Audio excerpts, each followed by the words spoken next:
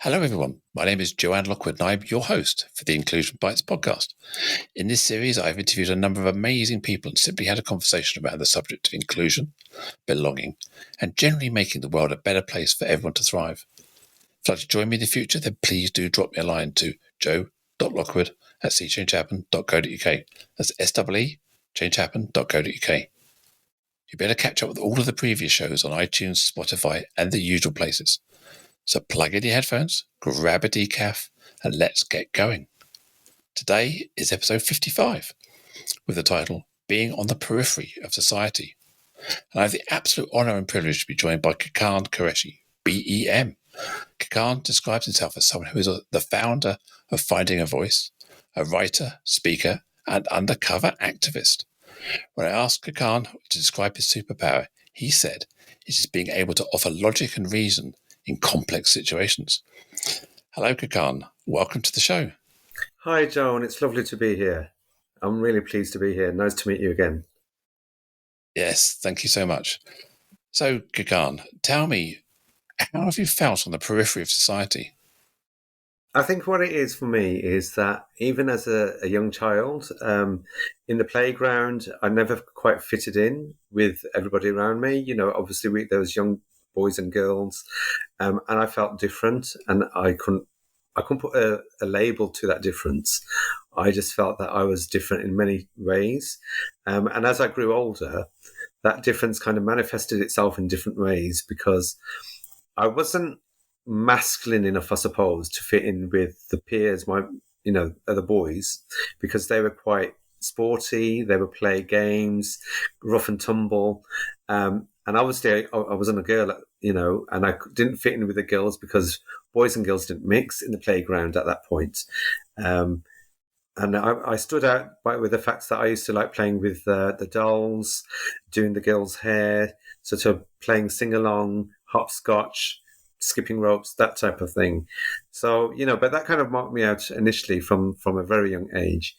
But then at the same time, as I grew older, the other marked difference between myself and others was that although I'm born and bred here in the Midlands and I'm of South Asian heritage, I didn't feel that I was Muslim enough for the Muslim community. And I didn't necessarily feel too South Asian because when I used to speak Urdu or Punjabi, people used to sort of ridicule the way I was speaking. They said it wasn't strong enough, or I didn't pronounce the words correctly, and then sort of mock me in that way too. The other aspect to that is that being Muslim, and I had an awful lot of Hindu and Sikh Christian friends, and I didn't quite fit in with them because clearly I was Muslim, but my Muslim friends as well didn't feel that I fitted in with them because I seemed to show characteristics, either traditional or cultural or otherwise, that seemed to fit in more with Sikhism or Hinduism. So in that respect, I was always the outsider. There was always something about me that marked me out as being different, and hence why I said that I was on the peripherals of society, because to all intents and purposes, not only was it about my sexual orientation and gender identity that was kind of being picked up on, but it was also the way I presented myself culturally and within my ethnicity and, in the community as well. I didn't quite fit in with the Muslim community, didn't quite fit in with the Sikh or the Hindus. I didn't quite fit in with any sort of community. And in hindsight, I just think that made me much more of a shy, introverted young boy. And it kind of made me take myself into myself. And I used to spend a lot of time in the bedroom. I used to spend a lot of time reading books and an awful lot of time with my mom in particular and my two sisters. So being the youngest of seven, I've got two older sisters and four older brothers. I didn't quite fit in with them either. Because I didn't fit the kind of stereotypical gender roles of the males within the family household. Those who would, they'd always have time to go out, do their things, and come home late. Whereas I was very much, conditioned, or brought up to be a home bird and trying to respect the culture, what we deemed as quite normal things in the household. And I didn't speak up about what I was feeling or what I was expressing. So even in the family home, there was things that marked me out as if to say, well, I'm not a kind of a practical person to go out and do things. I was much more of a thinker. I used to reflect a lot and analyze a lot.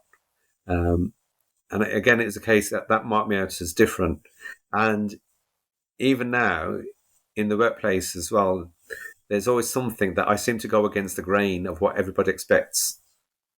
Whatever the rules are, even though I try to adhere to it sometimes, I challenge and question it in other ways as well, policies and procedures.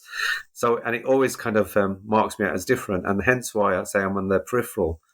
And I think maybe a lot of people might be able to relate to that as well, because on the one side, we're trying to look to place ourselves in a box. But on the other side, we want to break out of that box and make us a bit more unique than what we are. So I'm not part of the Muslim community. I'm consider myself ethnically British, white, middle class to a large extent, with no real religion. So I look at religion from the outside, and I would always imagine, from maybe my naivety or my position, that the Muslim community is quite formal and quite strict in terms of the adherence to the faith. Is that a fair representation, or is it becoming more relaxed as a faith? It's not so much about it's becoming more relaxed. I think what it is that if we look at the history of Islam, it's been quite a progressive religion anyway. And I think it's about how people adopt or adapt what is expected of us. For example, in our household, on the one side, yes, we adhere to certain traditions and certain aspects of the faith. But on the other side, as a whole, as a family, we were quite liberal in our thinking as well. And we had to learn to adapt to what today we call it British values. But we had to kind of learn to compartmentalize, how we behaved outside the family home and how we responded to people outside. And again, we had to be different on the inside of the household. But, we were very kind of, we talked a lot about different things. There was no kind of real taboos as such. The only taboo was about sexuality and mental health. And even now, 40 odd years later, that still seems to be very much a taboo subject matter within the younger generation and families, which is a great shame. But even in the extended family, we have people and individuals who are quite orthodox, I suppose, in their approaches. And then we've got some people who are quite flexible in their approaches. For example, my family, some members of the family accept me as a gay man and my partner, and some of us don't, I think it's just like any other faith and religion out there, that there's people there's such a wide spectrum of religion, in the Abrahamic faiths, that people are kind of, it's like not necessarily pick and choose, but it's the way we're brought up. Mm. Do you account for, because I've noticed some of your posts on Facebook and social media, how you always seem to have examples of people telling you that who you are goes against Muslims' values, that you're kind of, how can you be a good Muslim? How can you be gay and Muslim? These things are incompatible. And you're getting into a lot of debates about this. That must be quite a challenge for you. Well, it is, because, as I said, I've had it for so long, from such a young age, going back 40 years. And then you just get to a certain point when you just think, oh, come on, where's the progress? How are we going to make change and attitudes? And I think for me personally, when the LGBT school rows occurred here in Birmingham in 2019, I really wanted to flag up to say that these young people who are protesting outside primary schools, which is supposed to be one of the safest places that a child could ever be, creating a hostile environment, they did not represent either my community in Birmingham, and they did not represent Muslim or Pakistani people overall. Some people counteract that and say, yes, they do. They do represent Pakistani Muslims. But I was saying, the younger generation who are protesting, I asked them specifically, that they are born and bred here in this country with all its equality laws, same-sex legislation, etc. What was occurring in their mind to go out there and protest about some books which were celebrating diversity? And that to me was quite stressful and distressing. And I really wanted to try to get to grips with that. And they kept saying, yeah, we're educated here, but this is our faith and this is our religion, this is what it says. And I asked a number of individuals at that time, but have you actually read the Quran? And one of the lead protesters had read it, but he had read a very, very fundamental aspect of it. And then the other younger lead protester, he hadn't read it at all. In fact, he told us openly that he had no interest in religion whatsoever, but he only did this to save his sister. And that to me, it didn't make sense, and it was contradiction in terms, because for me, with my research and my upbringing and the way my parents treated and accepted me, that symbolizes and demonstrates what being Muslim is, what it is to have that faith, because it's about acceptance and unconditional love and respecting me for who I am, rather than what I could have become or where my life was taking me. And yes, to all intents and purposes, there was a point in my life where my mum did talk about marriage for a couple of years. And growing up as well, maybe I was confused or not, but I did have aspirations, or rather, I tried to fulfill my parents' expectations of me, to think, okay, yes, whatever you want to do, if you want me to get married and have children, I'll try that. But there was something inside me that told me this isn't what I want and this isn't who I am. So yeah, the overriding imperative is to be honest with yourself. At the end of the day, you can't live your life by other people's rules and by pleasing other people all the time. So yeah, I fully respect and understand that at some point you had to say, actually, no, this is me. it was, and as I said, because I was so introverted and quiet in some respects, for me to actually come out the way I did, I just thought to myself, where did that come from? But I think the seed of that coming out stemmed from the fact that I had such a close relationship with my mom, and my bond was so strong, and we've always been very open and honest about anything in our lives. And at that point, when she did finally confront me to ask me about, how come I changed so much, because I was a home bird, went to London for a couple of years, came back, and I started going out. And for me, it was about asserting my identity and my personality and what I was wanting to do. And it was during that time period that I met my partner. And then my mum became a little bit suspicious, I suppose. And she began asking questions one evening. And, it's quite a traumatic, emotional conversation that we had. Mm. But I thought to myself right there and then, I can do this two ways. It's either I tell my mum openly, or I can say it's just a friend and lead a lie. And I just thought, I can't do that. And I just thought, whatever the consequences of that coming out, I have to face up to it. So I did come out to my mum.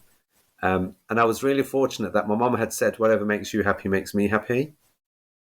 And I had a partner who understood the cultural dynamics, and he was saying, if they throw you out, Khakan, you've always got a place with me. You can always come to my house and live with me good and proper. Which is what I did do. We're still together about 30 years later. Yeah. So, but with my dad, as I said, it was a different kind of attitude. He was somewhat homophobic for a long time. But I think there was anger from both sides. My relationship with my father wasn't great at the best of times anyway.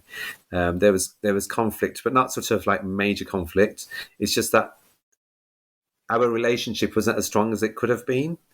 I didn't have that relationship with my dad the same as my siblings had with him. They could interact and talk freely with him, whereas for me, it was like my dad used to say I was quite abrupt with him, to be honest.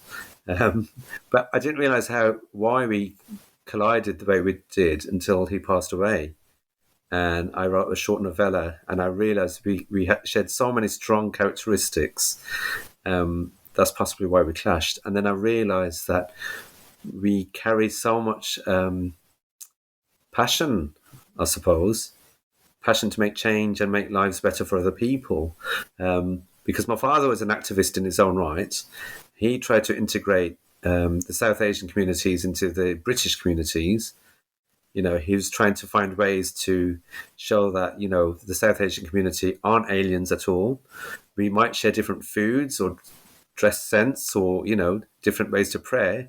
But at the same time, we're still human beings and we still have the same issues and struggles as our Western counterparts.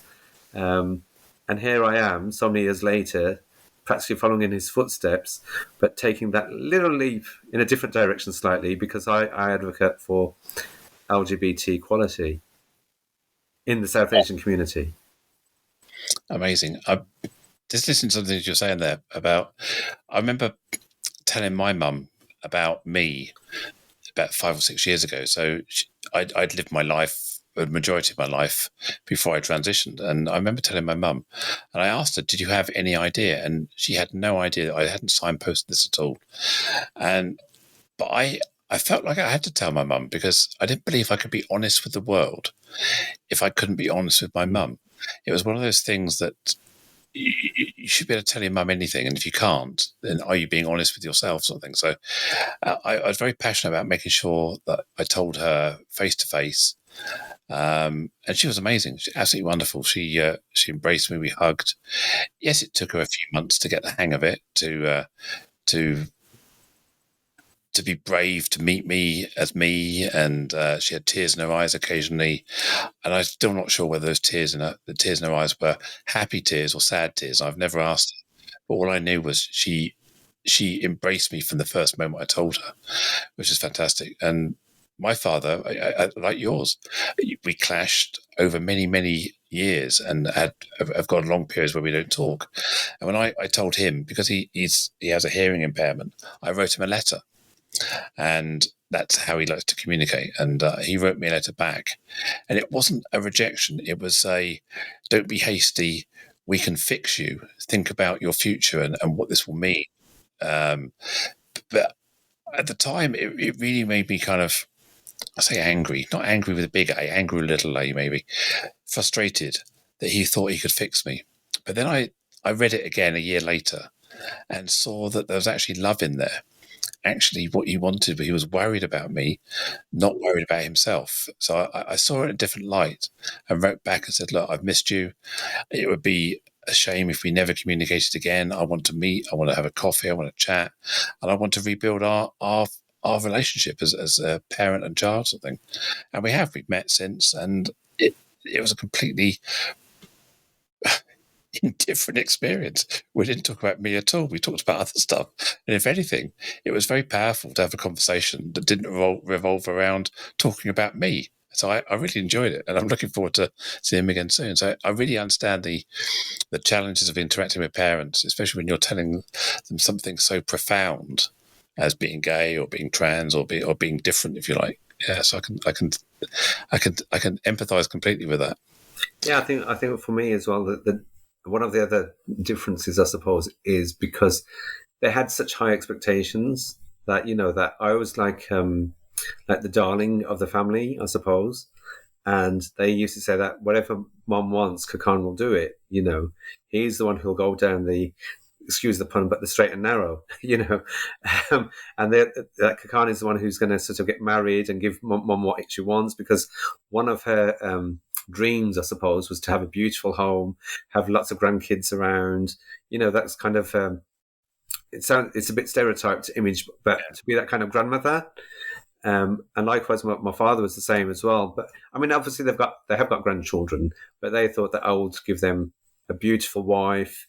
She'll be, helping my mom in the kitchen and around the household, and so these stereotypes were there. And I was quite happy to work along those stereotypes and try and make it happen initially. But there was a point in my life where I just thought, this isn't me, and I began to question who I was. And especially as a student in London, where I went to a drama college, and I was surrounded by people who quite openly identified as part of the LGBT community. And there was the time period that I was there. I had lots of questions in my mind that I didn't know who to tell. I thought at some point, was I gay? Was I transgendered? Was I bisexual? I had all these kind of conflicting questions to try and figure it all out. Where at some point it impacted on my mental health. And that kind of drew me back a bit again, because you're looking now sort of circa 1990, 92, whereby there was the age of, yourself, there was HIV, AIDS, Section 28. There was, not only was there political oppressions at that time, so, and then I call it now, I call it religious guilt, because I used to think, if I go out with somebody and they happen to be of the same sex and I was to kiss them, that straight away will put me in hellfire and damnation, because we were brought up that being gay is forbidden, it's a sin. Likewise in the church as well, I hear many stories from Christian people who say, I've identified as part of the LGBT community, but my faith from the church says that God doesn't allow it. So, I think that level of oppression was coming from all sides, politically, socially, in the family. And it was a case of, how do I come through this?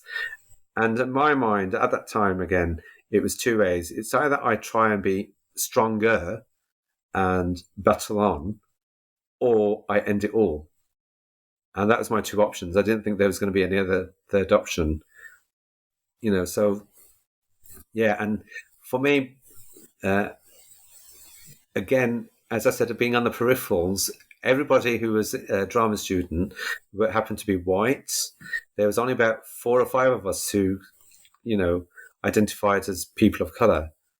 But I had no role models. There was no support systems in place, no kind of LGBT counsellors or people that I could talk to openly about what I was feeling or what I was going through. The stigma surrounding mental health was still very strong, because nobody wanted to open up to say, I need help, really. Not in the wider communities. And as a South Asian, if you did raise your voice to say, I need some help, again, you immediately stigmatized, and it was a taboo subject matter. But I managed to pull myself through. A tough time. I mean, as you say, it was right at the kind of, I suppose it's becoming the tail end of the beginning, if that makes sense, of the AIDS pandemic, where it was being understood better by the early 90s in some respect. Obviously, still no PEP or PrEP. Life expectations were still extremely short, and there's still a lot of stigma around being gay and the link with HIV. Whether you had HIV or not, it was still assumed that it was a gay disease, and it was even the religious argument was it was God, or your God inflicting this on you for being gay, and so there must have been a huge amount of internalization of hatred and religious conflict there that you were going through. Yeah. I think I think we have a term for it nowadays, isn't it? They say it's internalized homophobia, and at that time, I think that's what I experienced. I couldn't put a name to it, but I was one of these people that, on the one side, if I'd seen a gay couple or an individual who expressed themselves and confirmed that they were part of the LGBT community, on the one side, I appeared to be quite appalled by it, and I wanted to step away from it. But on the other side, it was like, I want a piece of that. I want to be able to express myself in that way. I admire that person, the confidence that they have to be who they want to be. And there's no qualms and no ifs or buts about it. They were just there.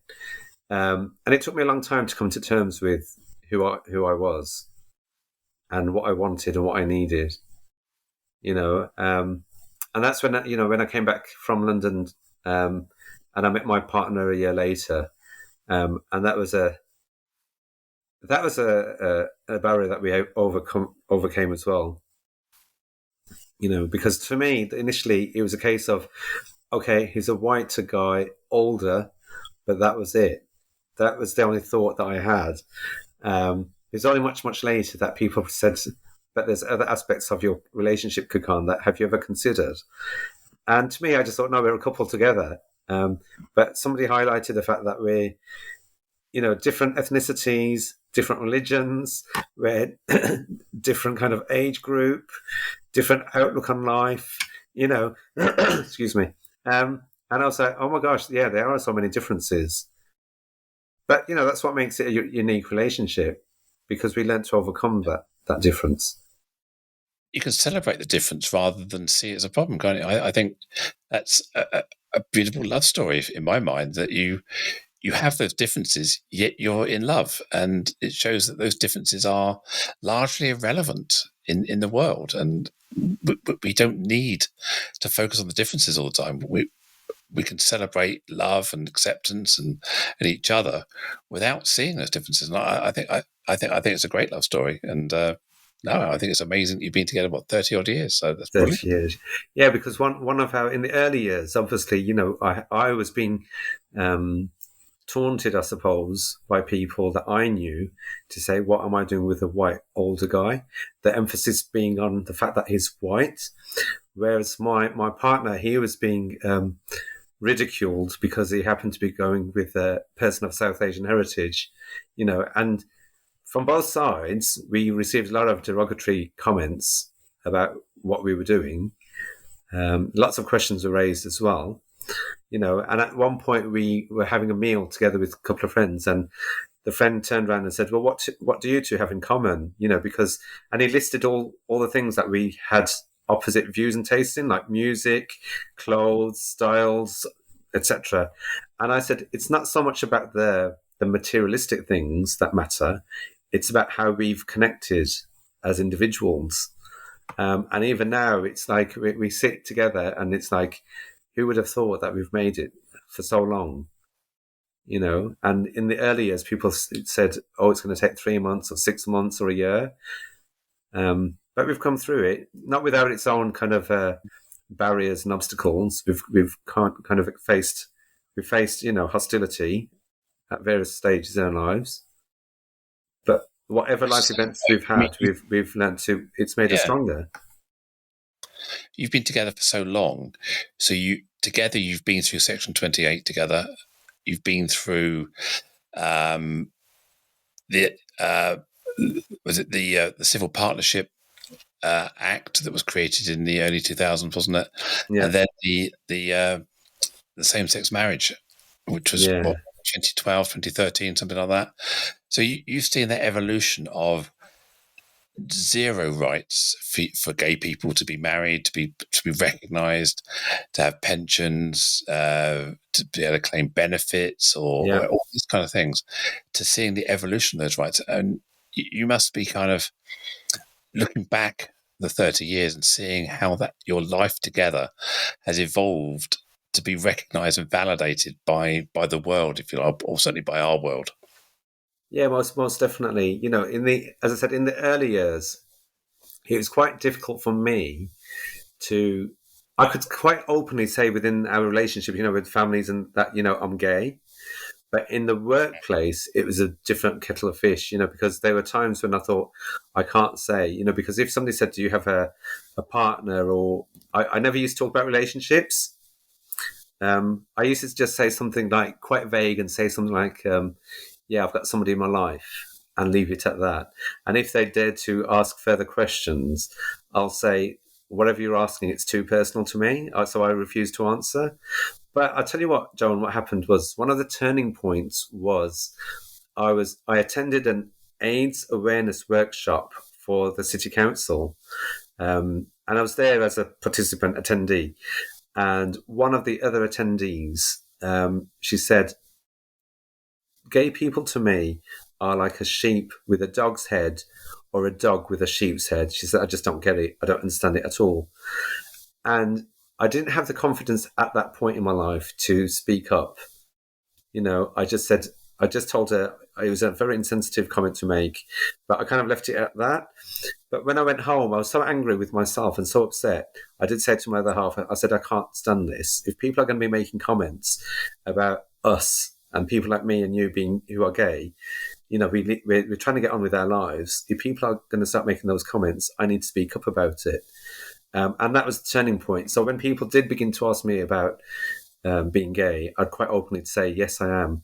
Or if they did start saying things which were very critical or homophobic or biphobic, transphobic, I used to kind of challenge it in a way that, I didn't want to offend them either, to create a hostile environment because it's a workplace, but I did it in a way that sort of made them think twice about what they were saying. And even now, to this day, in the workplace, I still find that I'm challenging people.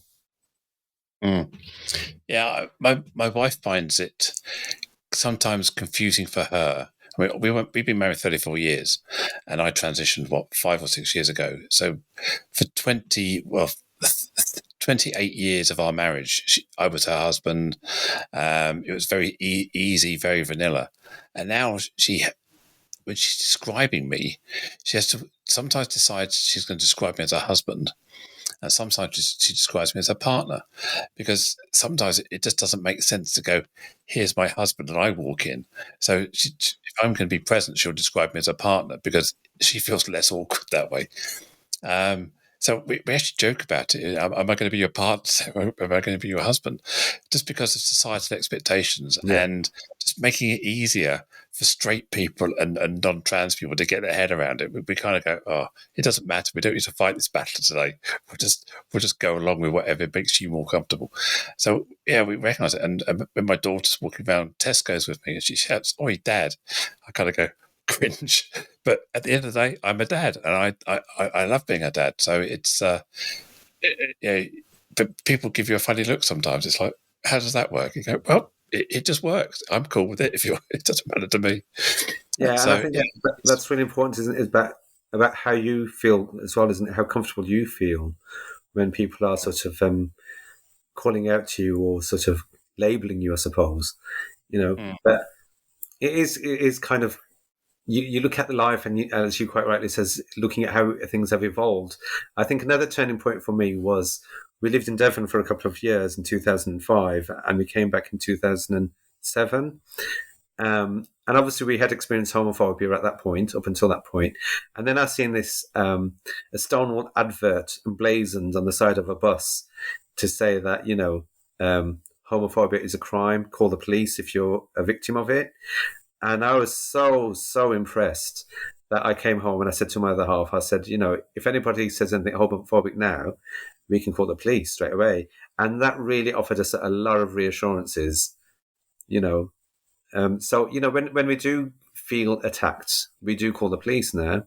The last number of years, we've called the police, whereby at one point in our history, if you call the police, it was generally ignored, really. And that in itself that's a milestone, to be honest. Little things can make such a huge difference and offer so much reassurances. I'm just hoping that the next generation coming through, they don't have to put up with the crap, to be honest, that we've had to put up with. Yeah, I mean, I looked at the stats recently, and 4 out of 5 hate crimes, LGBTQ plus hate crimes, still go unreported, and it's higher amongst the younger generation. I guess it's going to be because the younger generation are more likely to fight their own battles or see the authority of the police in a different light. Maybe get more when you get older. Maybe you're more likely to report it. But if we're looking at 4 out of 5 level of underreporting, then the level of hate crime that's still going on, still prevalent. We see stats, we see reports around LGBTQ plus in employment. We still see people coming out of university, packing their gayness away in the trunk, and going into corporate life and cover and mask until they know it's safe. And this is still going on, and we still see the prevalence of banter and jokes and homophobic microaggressions, maybe not blatant in some cases, but people are made to feel less than. So even in 2021, we still see a lot of oppression from LGB and the T and the Q community still being in the mainstream media, on Twitter, everywhere. Yeah, is it really better? And it's a shame, really. And I think it doesn't help when you have, leaders of the world who are very much conservative in their outlooks. And I think that's one of the reasons why there's pushback against the LGBTI plus community, because they're saying it's okay to demonize us, and then followers, I suppose, they pick up on that vibe and they do what they think is right for them. But it is utopia to us for an ideal world in which we're just free to be who we want to be, But there's nothing stopping us for striving for it, though, is there? Really? And like for me, looking back on my years, the childhood years, and coming through it, I just wish I had that little bit more strength or confidence to be who I wanted to be. In the 80s, we had the goths and the new romantics and the punks and all these different subcultures, and the conservative, not the conservative like political conservative, but the more kind of reserved aspects of me. I loved that, but because I was brought up the way I was, that Muslim people don't do this or Asians don't do that, I just thought I can't, But I just wish that people had that confidence to do what they needed to do, and that's why I applauded the LGBT schools that implemented No Outsiders program to introduce diversity and respect and inclusion, to say that we're all different, we've all got different aspects and different identities, and that we all should be respected and loved for who we are. If we had that type of thing when I was a child, I think my mindset would have been completely different to where it is now. Yeah, I agree. I think we have evolved a long way. I think the level of, I think this word, acceptance of queer community is greater than ever has been. But there's still the vocal minority who are very loud, very well financed, very well organised, as you intimated, probably backed by the popularist sort of more right wing governments and movements around the world. Because you look at what we're talking about at the moment. So, a couple of months ago, it was World Blood Day, wasn't it? So, 13th of June, we changed the rules were changed on gay men being able to donate blood and answer the same questions as anybody else. Yeah. So, being a gay man was no longer a barrier.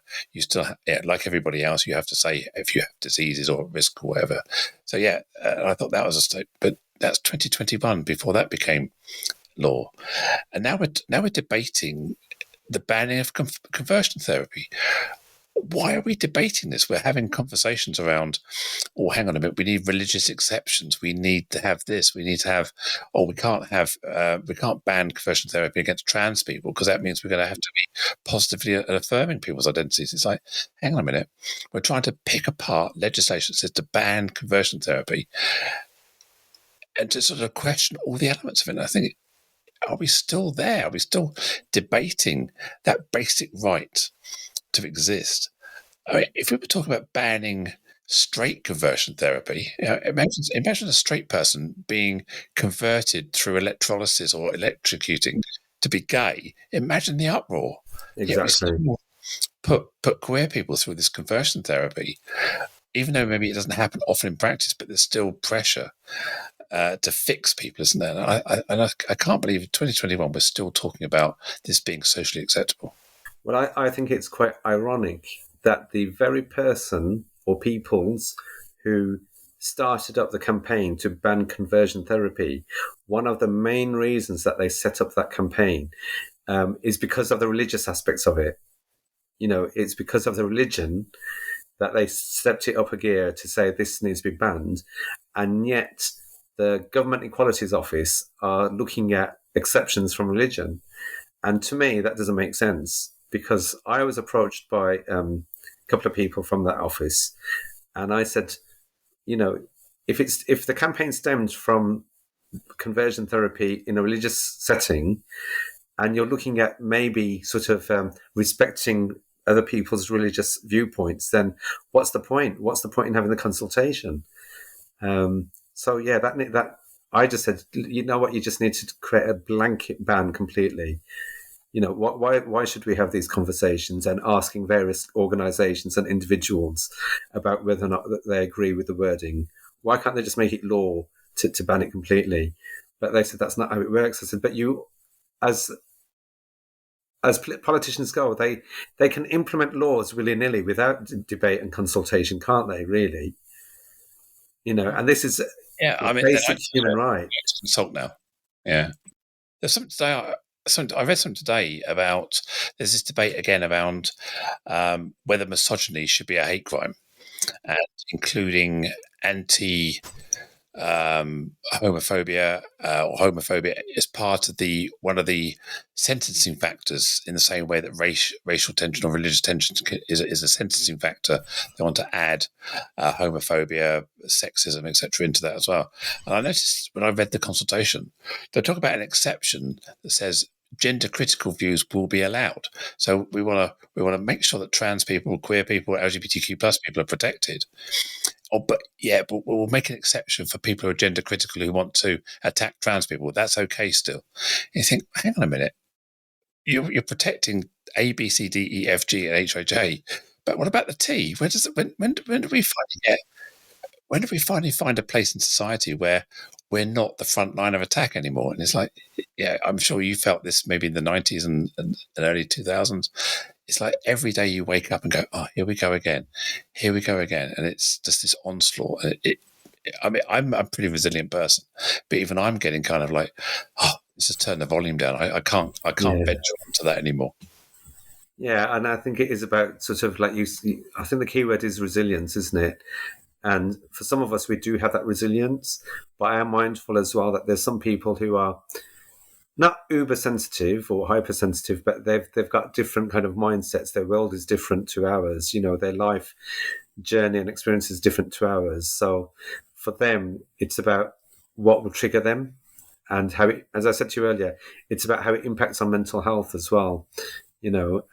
Some people are quite in tune with their own personal mental health, but some people aren't. They don't realize what can make them upset or what can trigger them until they're actually in that position. So, like some of us are really good in challenging the status quo, but some of us, we can only go so far, and then we have to withdraw for whatever reason. And we have to be mindful of that. Sorry? Yeah, my resilience only goes so far. It has it's a bit like a Duracell battery. You get so far, then the power goes, and my resilience it fades as well. So yeah, I have to protect myself sometimes, and it's not always easy. Yeah. Yes. Khakan, do you want to talk to me about your British Empire Medal? I know you're very proud of that, and we haven't covered it so far. So how did that come about? I think you've also said you've got an interesting story about how you first found out you've been nominated. So tell me about that. Well, I think because I've done my activism for so long now, the LGBT activism for the South Asian community, and I definitely am a minority in the minority, and definitely on the peripherals of the whole kind of LGBT activism spectrum. Because one is, I find a lot of activism is based in London or up north, like Manchester, predominantly London, I would say. And there's me doing my little bits here in the Midlands, and there's very few, I think just half a dozen of us who are activists in our own rights, and we identify as South Asian, queer, or LGBT. So what happened was, at the beginning, like February 2020, I received a letter to say I was nominated for what they call a Points of Light Award, which is given by Downing Street. And now it's not politically affiliated, I'm just making that clear. It's whichever party is in government at that time, they will hand one out. There's only so many recipients who receive the Points of Light Award, and I was really fortunate to receive that one. And then later on in the last year in summer, I received an email. I thought it was a phishing scam because it was, it had the royal signage on there, and I just thought this has got to be a joke, to say that I've been nominated for a British Empire Medal. And I even spoke to my partner about it, and we just kind of I didn't delete it, fortunately, but I saved it, and I just thought, if it's real, I'll work with it. But I had to do a quick Google search to make sure that it wasn't a phishing scam. And I didn't really comprehend fully the impact of being nominated for one until I received a hard copy letter through the post, and then I realised it was official. Yeah, so the nomination was there because of my advocacy for LGBT equality. And obviously they thought I was a deserving individual. I think one of the aspects on that is because maybe they think that I uphold British values, inverted commas. But hence why I said that I kind of look at logic and reason through complex situations, because it weighed so heavily on my mind. And, I kind of thought, do I accept it? Do I not? Looked at the reasons why I should accept it, looked at the reasons why I shouldn't. And I know that it has got links to very much a colonial past, but there's other reasons as to why I accepted it, and looking back now, I am very proud of that, to be honest. And I think my parents in particular, who, if they passed away, I think they would have appreciated it a lot. And especially my dad, he would have been very proud of me to think that one of his sons has received this accolade from the Queen herself. As I said, he championed the South Asian community, and although we clashed, I stepped in and I look at the flip side, the more taboo subject matters, sexuality, gender identity, and mental health. But I'm still striving for change that makes it better for us to integrate a lot more than what we have been. So, who actually presented you the Empire Medal? Who was the person who pinned it on? Well, it would have been the Queen, but because of COVID regulations, that didn't happen. So we went to the University of Birmingham, and it was the Lord Lieutenant who pins the badge. Okay. So that was an honour in itself. And I have heard that there will be a party at Buckingham Palace next year. So we'll see. So there'd be kind of a catch up for all of those that received their awards in other places to come and have that'd be lovely. I went to a palace garden party back in 2010, I think it was, the year that the heavens opened and it hailstoned like crazy in London. I'm standing in the middle of Buckingham Palace lawn with my wife, being bombarded with sort of halfpenny-sized hailstones. But we got to meet the Queen. We got to meet Prince Philip, Duke of Edinburgh at the time, and it was very nice for the cucumber sandwiches. But it was a good honour to go to the garden party. But as you were speaking, I remember at the beginning of this episode, you said that there weren't any role models as you were growing up. There was no queer Muslim people that you could look up to or aspire to. And I thought myself, one of the biggest challenges we have is lack of role models, lack of visibility, lack of people actually being themselves.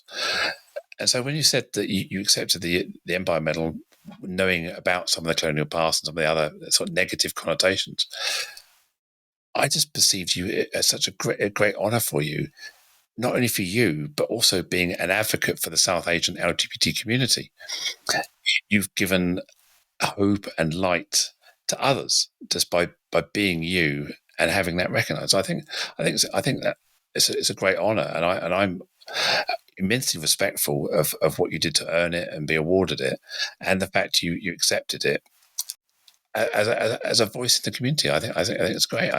I want to see more openly trans people, more openly gay people in public office, in football, in every work of life, and we can celebrate programs like Strictly having the same-sex couple, John and Johannes, in this. We can celebrate that, but we're still seeing it as a kind of I don't know, a circus act. Is kind of, we're celebrating them. Really, we should be just recognizing that some people are gay, some people are straight. Let's just get on with it. We shouldn't have the tokenistic couple there. We should be having a whole blend of people,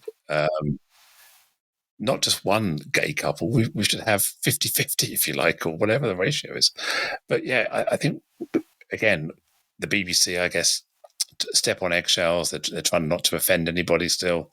It's going to evolve over time. Maybe we will see an openly gay prime minister, an openly trans MP at some point, in the same way that we are starting to see openly trans people in senior roles in organisations at long last, and it won't be just such a kind of a blip, an unusual sight. It will just be kind of part of everyday life.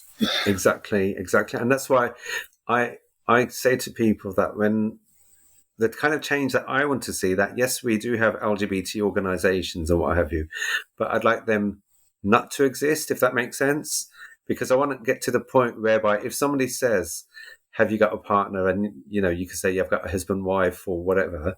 You can, and if they say, "Are you gay or part of the LGBT community?" and if you say yes, it's a so what. It's not a big deal. It's a so what. Whereas now, we're still experiencing that. So, oh my gosh, this person has come out as gay, or this person's come out as trans or bisexual. I think one of the more major bastions of the world is where I want to see changes in football. To be honest, I would like to see an openly gay footballer. I know one came through recently, but I haven't seen anybody in the UK step forward. And I think that will make a huge change if it does. Yeah, I kind of, I'm not trying to defend it, but I can understand the challenges of being an international footballer who's openly gay. It limits your competition in sport. It limits your marketing potential in certain countries of the world. And I'm not saying it's all about it. It shouldn't be about the money, and it shouldn't be about the abuse you're going to get if you come out and all those sort of things. But there's an immense amount of pressure to be openly gay in sports still, isn't there? It's if you think about Qatar World Cup, yeah, being openly gay and traveling there, it makes you a target. It makes you it means you can't travel with a partner.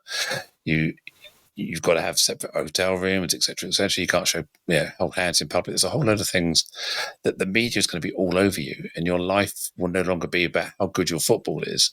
It's about how gay your football is, if you like. And it's bad enough with racism in football at the moment, isn't it? So I think I'd love to see a change as well.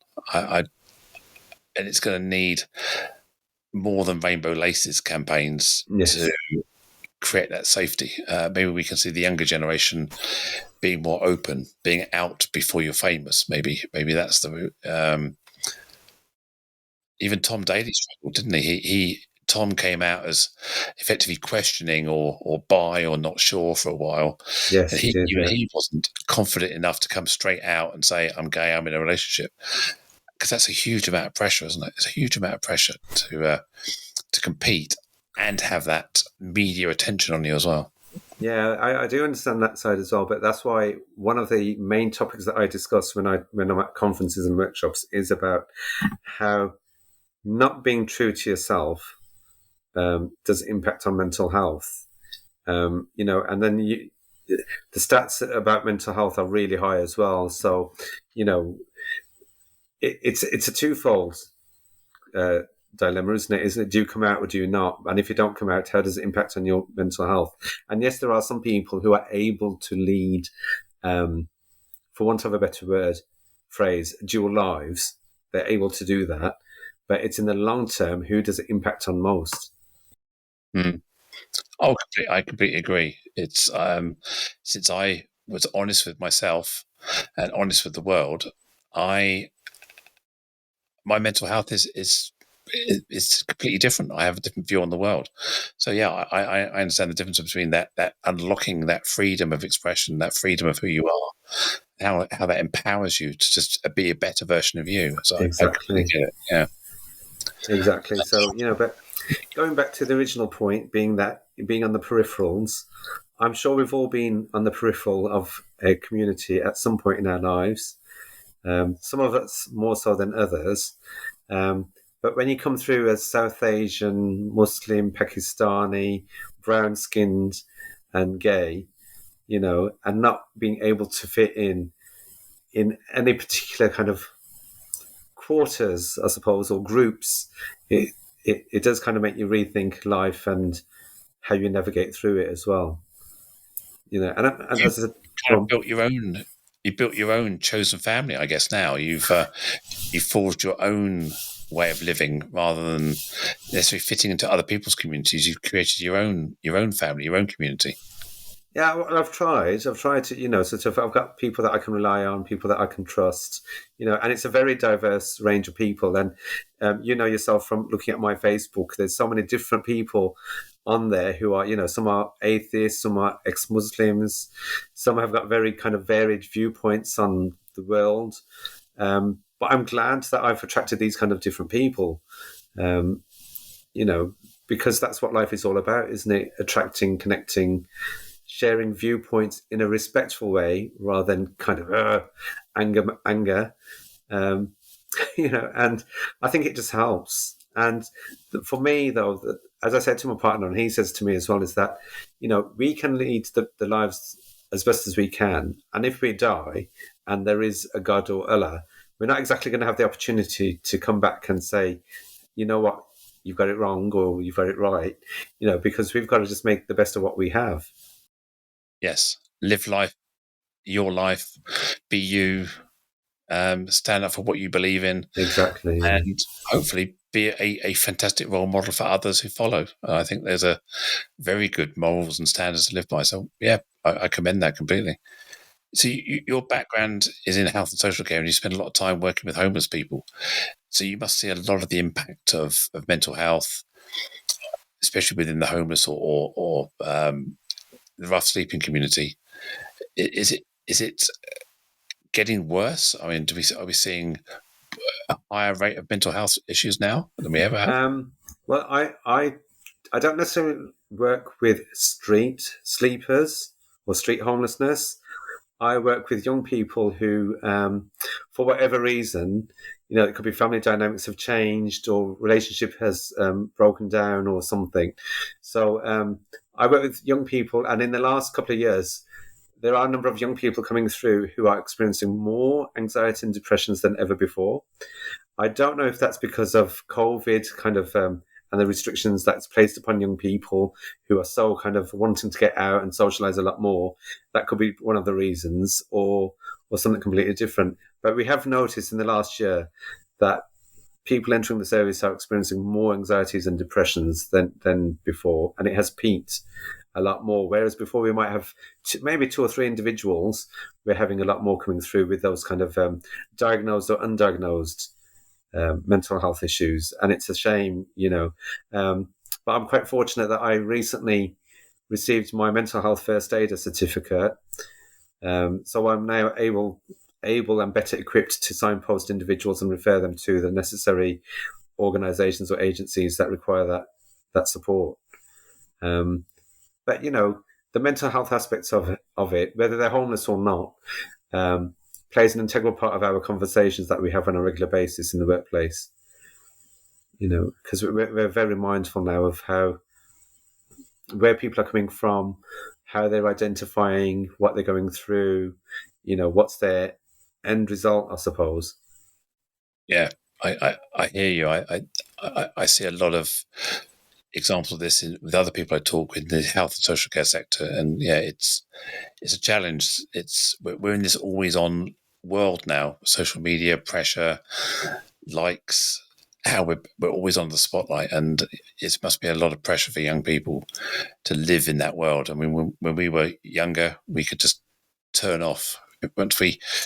Once it got dark, we left the park, took our football, went home, and then we were off, and there was no pressures there. So, yeah, now there's almost more pressure online to be liked, to be popular, to be part of something, and yeah, it's a real struggle. There is that, but again, I think that there's an element of owning privileges at that, an entitlement.